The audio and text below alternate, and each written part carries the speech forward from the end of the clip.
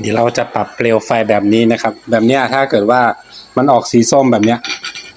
มันจะทำให้ก้นหม้อเรานะครับดำนะครับเนี่ยหม้อทำให้หม้อดำดูสิครับบริเวณแถวนี้ดำไปหมดเลยขี้เขม่านะครับเดี๋ยวเราจะปรับให้อากาศมันเข้าเยอะขึ้นนะครับตัวนี้คือมันปรับไม่ได้แล้วนะครับ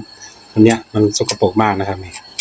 เดี๋ยวเราจะทำความสะอาดแล้วเราก็ปรับนะครับตัวนี้ใช้มือหมุนไม่ได้นะครับต้องสกัดออกตอนนี้เราปรับได้แล้วนะเดี๋ยวเราจะเปิดให้อากาศมันเข้านะครับ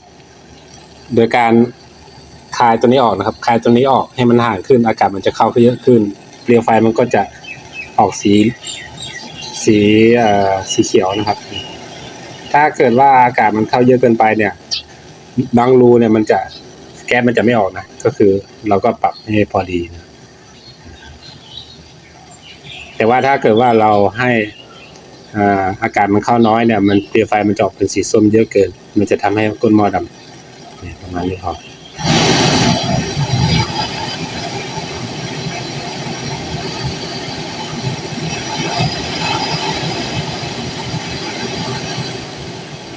โอเค